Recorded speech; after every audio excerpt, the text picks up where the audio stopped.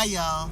So, I forgot to mention a couple things, and this is really exciting being a car enthusiast and a truck enthusiast. So, last year,